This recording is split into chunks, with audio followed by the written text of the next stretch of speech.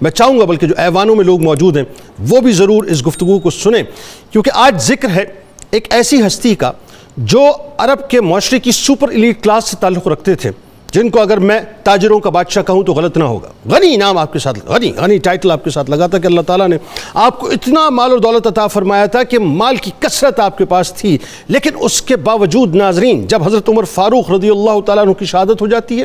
تو ٹھیک 3 روز کے بعد جس وقت آپ خلافت کے منصب پر تشریف فرما ہوتے ہیں، تو اب ذرا تصور رہے کہ وہ ہستی کوئی اور نہیں ہے بلکہ حضرت عثمان غنی رضی اللہ تعالیٰ عنہ ہیں، جو سپر ایلیٹ کلاس سے تعلق رکھتے ہیں۔ لیکن جس وقت جمعے کے خطبے کے لیے آپ تشریف لاتے ہیں تو وہ سپر ایلیٹ کلاس سے تعلق رکھنے والے کہ جن کے پاس مال کی، دولت کی، ثروت کی، جاو حشم کی کمی نہیں ہے، 4 یا 5 درہم کا تیبند پہن کر مسلمانوں سے خطاب فرماتے ہیں۔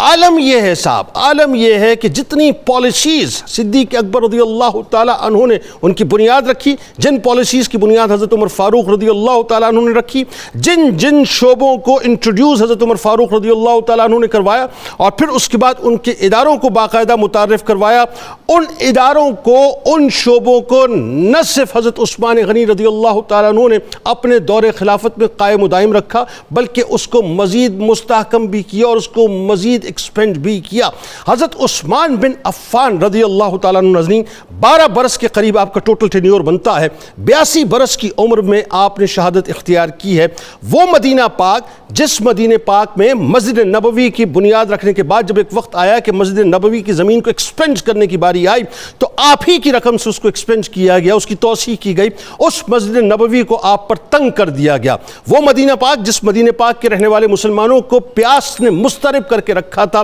تو جن پیاسوں کو بیر روما کے ذریعے سے حضرت عثمان بن عفان رضی اللہ تعالیٰ عنہ کے مال کے ذریعے سے پانی ملا، انہی مسلمانوں نے آپ کو پیاسا کیا۔ لیکن قربان جائیے صاحب خلیفہ وقت کے اوپر کہ آپ نے اپنی ذات کے لیے، یا یوں کہیے کہ اپنی حکمرانی کے لیے، اپنی کرسی کے لیے، کیونکہ آج کرسی کے لیے ہم اپنے وطن کو قربان کر دیا کرتے ہیں نا، اپنی زمین کو قربان کر دیا کرتے ہیں، لیکن آپ نے اپنی کرسی کے لیے، اپنی خلافت کے لیے اپنی زمین کا سودا نہ کیا، مدینے کی حرمت کو پامال نہ کیا، بلکہ اپنے آپ کو شہید کروا دیا، اپنے آپ کو قربان کر دیا۔ حضرت عثمان بن عفان رضی اللہ تعالیٰ عنہ ناظرین وہ ہستی ہیں کہ جن کی پالیسیز کی تسلسل کو آپ ذرا اس طرح سے دیکھیے کہ آج تو ہمارے یہاں پرابلم یہ ہے نا کہ ہم تختی لگانے والے لوگ ہیں۔ آسان الفاظ میں سمجھاؤں کہ ہم تو تختی، جب تک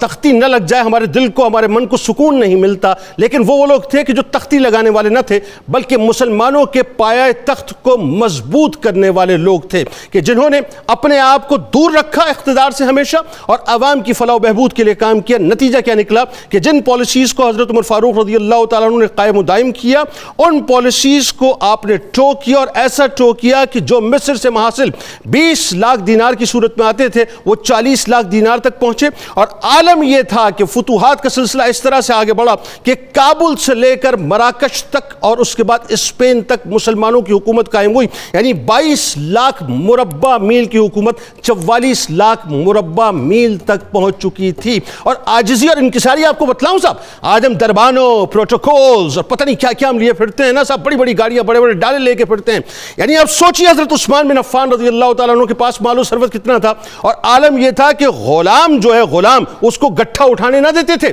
بلکہ آپ خود گٹھا اٹھا لیا کرتے تھے، اور رات کو جب تہجد کے لیے اٹھتے تھے تو کسی غلام کو وضو کے پانی کے لیے تکلیف نہ دیتے تھے بلکہ خود وضو کر لیا کرتے تھے، کسی کو زحمت تک نہیں دیا کرتے تھے۔ حضرت عثمان بن عفان رضی اللہ تعالیٰ عنہ نے سیلف اکاؤنٹیبلٹی کا تو نظام قائم کیا، نہیں اپنی ذات کے حوالے سے، لیکن آپ نے عمال کو بھی اکاؤنٹیبل کیا کہ آپ ہر جمعے کو جب خطبہ دیتے تھے لوگ اپنے معاملات آپ کے سامنے پیش کیا کرتے تھے اور ڈسکس کرتے تھے، اور جس کی جو ریزرویشن ہوتی، جو مسائل ہوتے، آپ کہتے ہیں کہ حج کے موقع پہ آؤ، تمام عمال کو جمع کیا جاتا تھا، ان کو سنگ کیا جاتا تھا، لوگوں کے مسائل پیش کیے جاتے تھے، اور جہاں احتساب کی ضرورت ہوتی تھی اس گورنر کا احتساب کیا جاتا تھا۔ بلکہ آپ نے ایک مجلس شورا بھی بنائی تھی تمام گورنرز کی، جسے یوں کہہ لیجئے کہ آپ جیسے کاؤنسل آف کامن انٹرسٹ آج ہمارے یہاں ہے نا، جیسے پی ایم کے سربراہی میں چلتی ہے کہ تمام سی ایم ساتھ بیٹھتے ہیں، یہ آئیڈیا آپ نے اس وقت دیا تھا تاکہ لوگوں کے مسائل جو ہیں وہ گراس روٹ لیول پہ ڈسکس ہو اور اس کا حل تلاش کریں۔ اللہ کرے ہم سمجھ جائیں صاحب کہ اقتدار چلا جائے گا، اقتدار چلا جائے گا، لیکن یاد رکھیے گا